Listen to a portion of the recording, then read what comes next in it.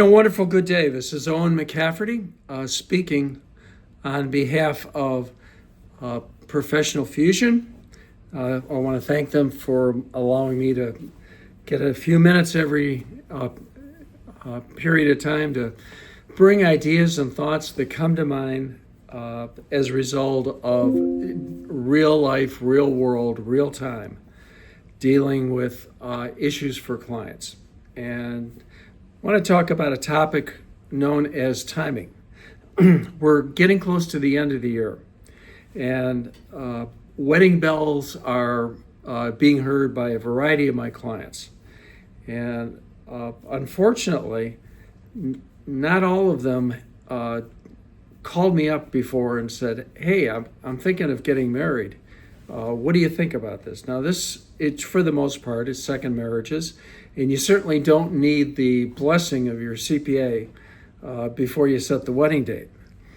But as a part of the process, we hear after the fact that there was a wedding, and that we're then asked to take a look and see what the tax liability would be.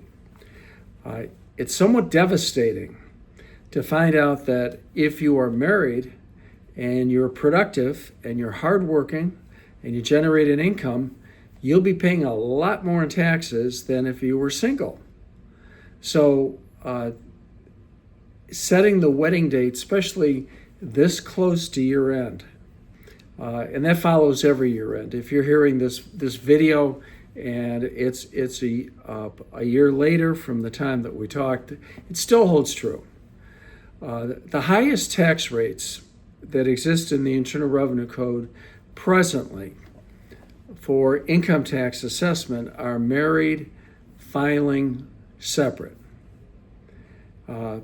Married filing joint, ironically, can even be in a higher tax cost per $1,000 of income earned if certain circumstances result. So, for example, if I have a lot of medical deductions and that's limited based upon my adjusted gross income, or I have miscellaneous itemized deductions that's limited also based on my adjusted gross income, or I may have issues such as houses that are being sold, and it used to be my primary residence, but it isn't anymore.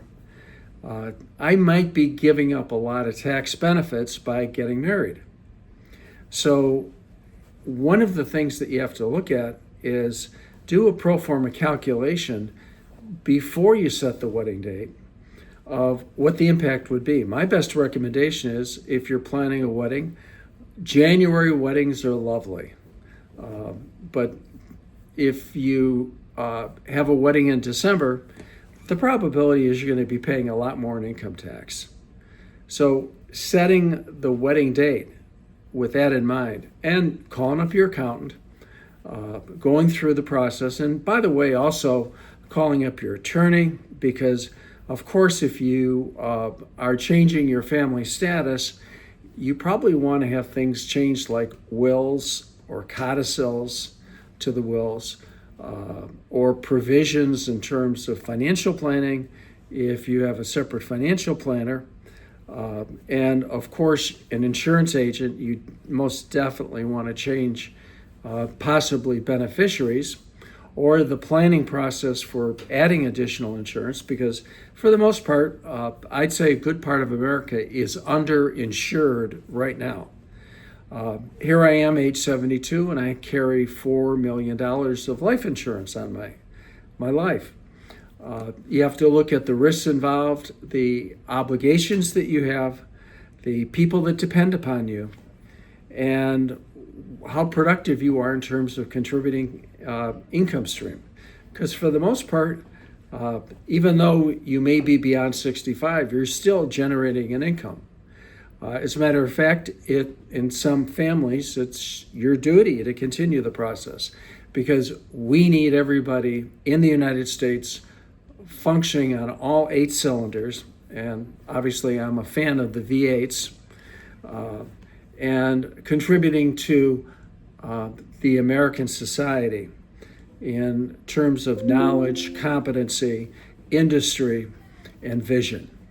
So I'm a firm believer that just because you hit age 65, 67, 68, that is no excuse to stop working and contributing. America needs you, and we need you to be generating an income stream and incidentally paying an income tax to reduce that deficit, because it is a whopper. Okay, so that's one planning issue. Before you think about setting a date for the wedding, please talk to a variety of people: your attorney, your accountant, your financial planner, your insurance agent, and just to get a different perspective. There's no right answer, but there certainly are things that are good perspectives. Also, if you're in states that have a homestead exemption on real estate for your primary residence, you may want to look at that too. Choosing a state of residency when you finally do get married, and then looking and see what you'll be giving up in terms of state benefits. And incidentally, while you're at it, look at what the probate laws are in that state that you could be moving to or from. These are all factors that do make a big difference. Don't want to belabor the point. You have your marching orders.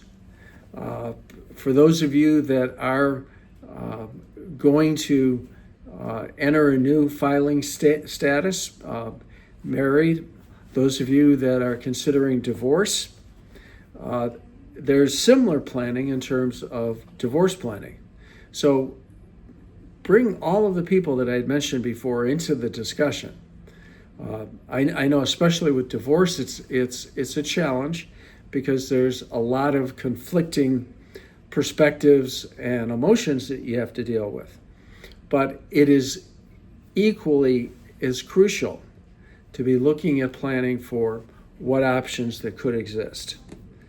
All right, so from a financial standpoint, which again is my specialty, this is Owen McCafferty. I want to say thank you one and all. And for those of you that hear this before Christmas, I wish you a very happy and blessed Christmas. And the new year will truly be unique, and the opportunities will be immense. This is an exciting time. So based on that, I'd just like to say thank you very much and talk to you in a bit. Bye-bye.